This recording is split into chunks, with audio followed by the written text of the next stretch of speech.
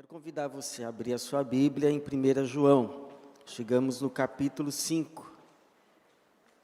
Vamos ler a partir do verso de número 1 até o verso de número 13. Primeira epístola do apóstolo João. Capítulo de número 5. Vamos ler a partir do verso de número 1.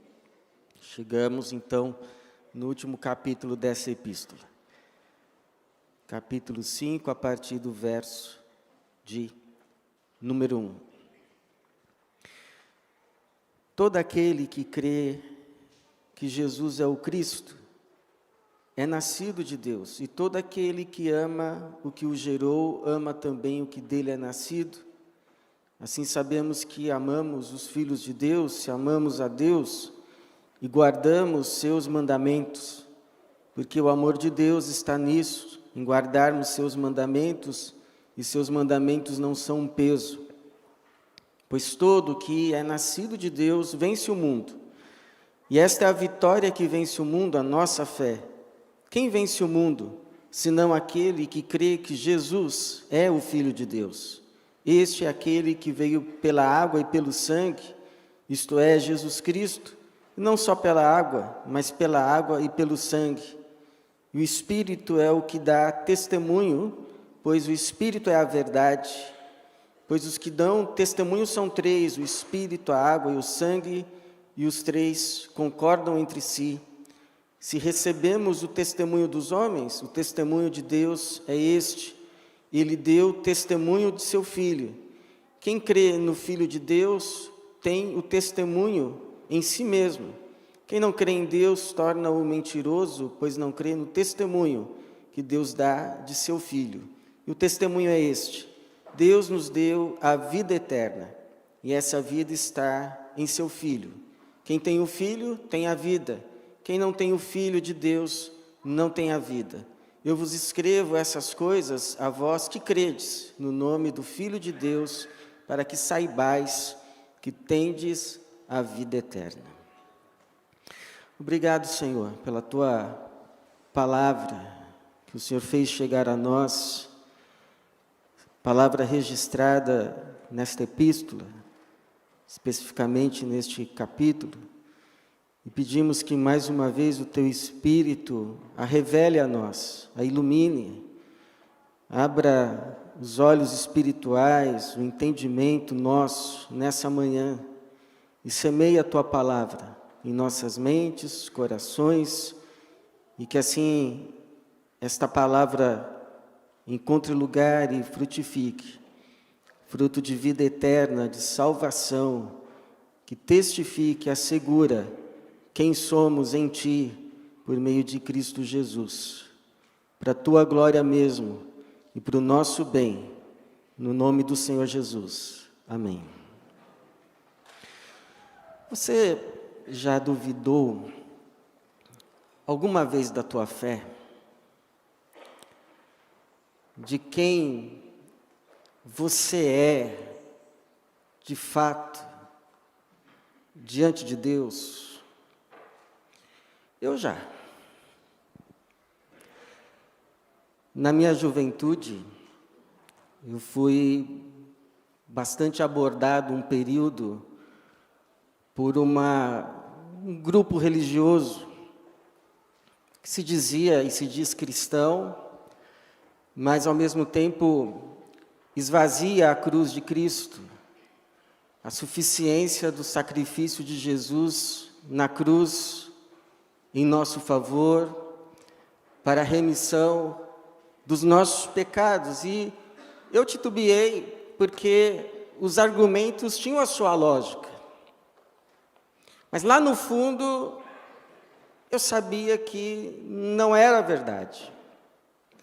É mais ou menos isso que acontece com esses primeiros leitores de João, da sua epístola. Eles foram abordados por uma seita que se dizia cristã e que surgiu muito cedo na história da igreja, ainda no final do primeiro século, começo do segundo, quando João, inclusive apóstolo, ainda vivia.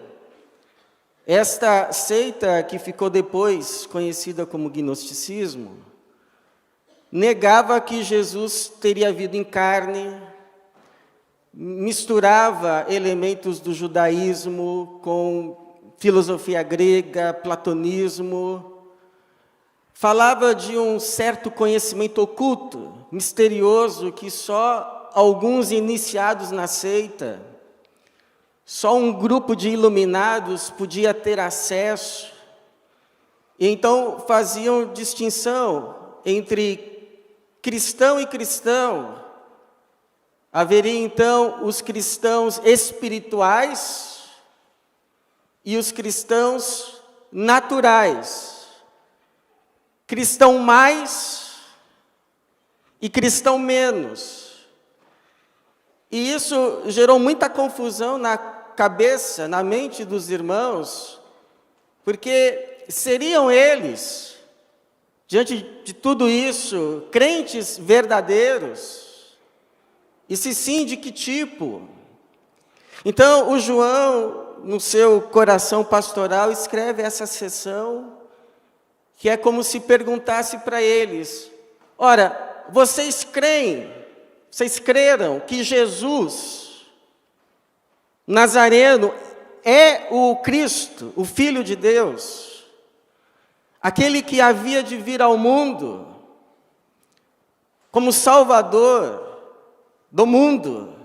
Porque se vocês creram, de fato, então vocês estão de posse de realidades muito superiores, que asseguram quem vocês são em Cristo diante de Deus, muito mais do que minúcias da lei, raciocínios, conhecimentos misteriosos e qualquer outra coisa assim. E o que o João falou para os irmãos daquele tempo, fala também para nós hoje.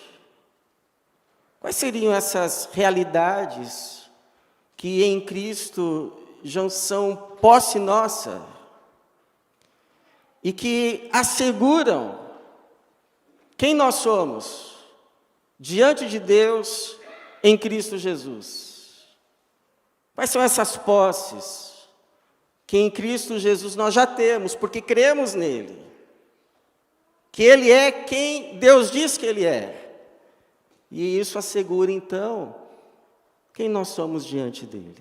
Quais são essas realidades? A primeira é o nosso novo nascimento. Nós já não somos os mesmos. Nós experimentamos um novo nascer. O João vai começar logo no verso 1 dizendo assim: todo aquele que crê que Jesus é o Cristo é nascido de Deus. Interessante, não é uma condição, é uma afirmação. Se você crê, é porque você já é nascido de Deus. Não é que você vai crer para nascer. Se você crê, é porque você já nasceu. Deus já te gerou de novo e te deu uma nova mente, uma nova natureza, uma nova vida, que é a vida de Jesus. E por isso, quem recebeu tudo isso, já não pode ser o mesmo. Quem crê muda. O Saulo, que perseguia a igreja, se torna Paulo, o maior plantador de igrejas. A Maria Madalena, que era completamente endemoniada, porque tinha 7 demônios, se torna liberta, e a discípula mais dedicada, e Jesus faz dela a primeira testemunha da sua ressurreição e primeira anunciadora desse fato. Grande honra. O João, que era filho do trovão, se torna apóstolo do amor. De modo que Jesus não apenas dividiu a história do Ocidente em antes e depois de Cristo, mas a nossa história também, a nossa vida também. Até mesmo você que diz: não, pastor, mas eu nasci num lar cristão, eu nasci num berço evangélico. Até mesmo você, se está em Cristo, você pode e deve olhar para trás, na história da sua vida, e ver mudanças, progressivas que sejam, mas mudanças. Quem eu era, quem eu sou, um antes de Cristo, um depois.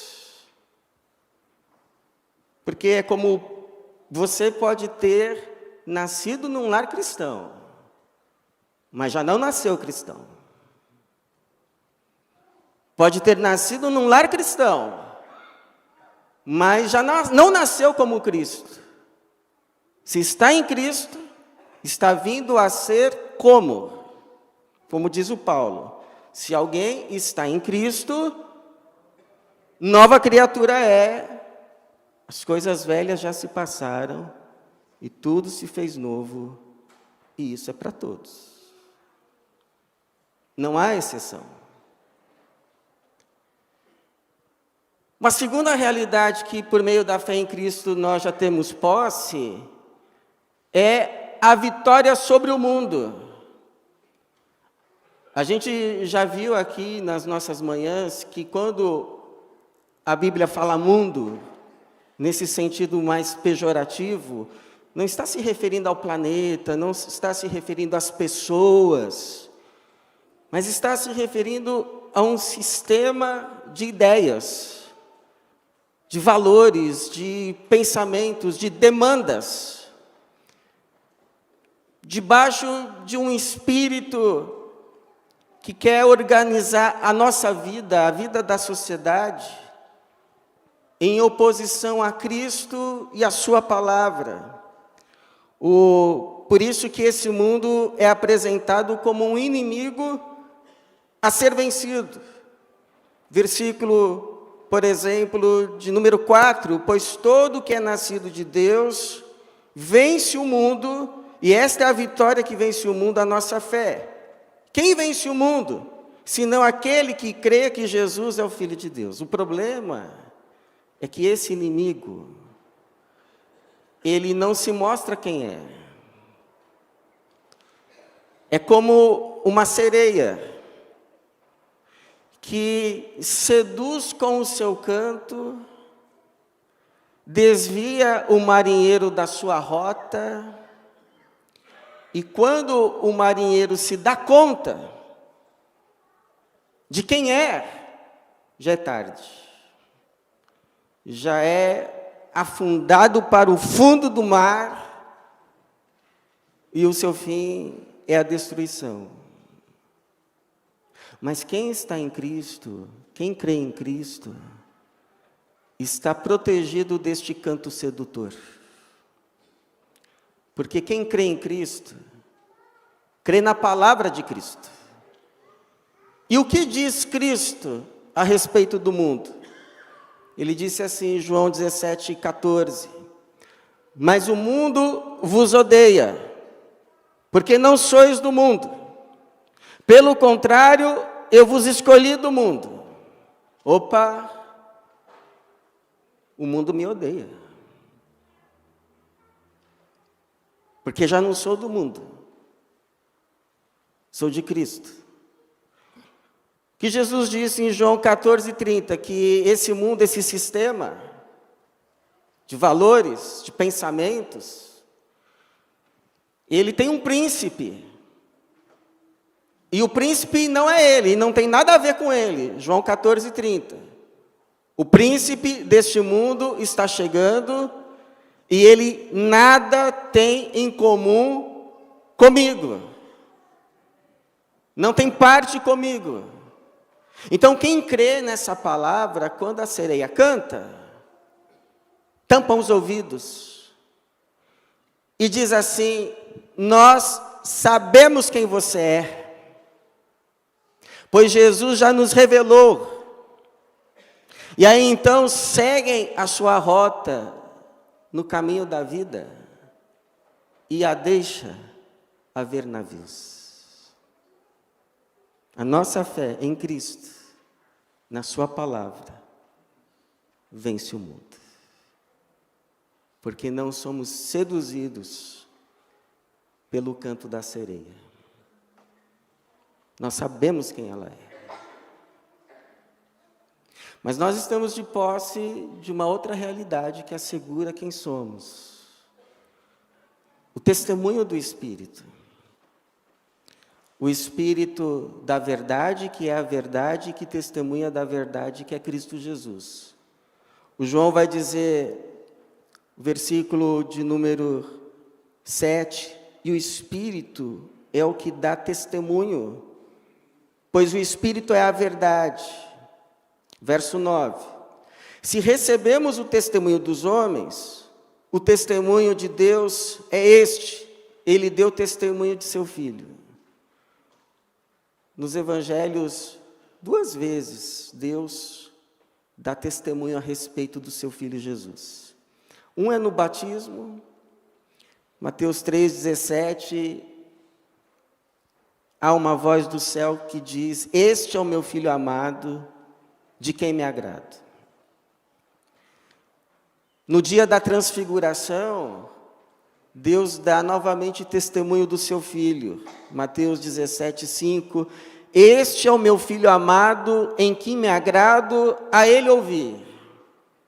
E esse testemunho que Deus deu do seu Filho Jesus a João, a Mateus, a Pedro, ele dá a nós hoje, por meio do Espírito que veio habitar em nós.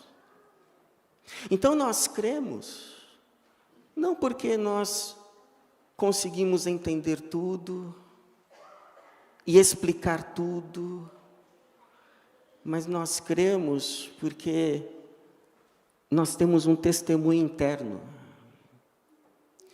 E quando nós ouvimos a palavra de Deus a respeito de Jesus, há algo aqui dentro de nós que queima e que nos diz, é verdade. Talvez eu não consiga explicar com palavras, mas eu sei que é verdade. Você já deve ter ouvido o testemunho do Arlindo Barreto, que foi o Bozo. Quem aqui lembra do Bozo? Denunciou a idade também, hein? Então, mas tinha o Bozo, os mais novos aí, era um palhaço da televisão. E era o Arlindo Barreto. O Arlindo Barreto, não sei o que aconteceu, foi parar no hospital, ficou na cama, e aí um pastor o foi visitar, e esse pastor começou a lhe pregar a respeito de Cristo, de Jesus. E o Arlindo Barreto testemunha que quando ele começou a ouvir, ele sabia que aquele pastor estava falando a verdade. Ora, quem foi que deu esse testemunho a ele? Senão o Espírito. Porque é o Espírito que testemunha a respeito de que Jesus é a verdade. Foi o próprio Jesus que disse, o Espírito da verdade que procede do Pai, esse dará testemunho acerca de mim. Se você crê que Jesus é o Cristo, é o Salvador, é porque o Espírito está em você, testemunhando a você que Jesus é a verdade. Louvado seja Deus por isso. Mas, irmãos, ainda há uma outra realidade, que já é posse nossa, que já é posse tua, em Cristo Jesus, e isso assegura quem você é diante de Deus, a vida eterna. O João vai terminar essa passagem dizendo assim, e o testemunho é este, Deus nos deu a vida eterna, e essa vida está em seu Filho. Quem tem o Filho tem a vida. Quem não tem o Filho de Deus não tem a vida. É aquela história, lembra? Lá no começo aqui das nossas reflexões em 1 João, lembra daquela árvore que é Deus? E tem um galho fora da árvore, Adão. E nós éramos um ramo nesse galho cortado da árvore, e por isso estávamos morrendo em Adão, porque o galho não vive fora da árvore.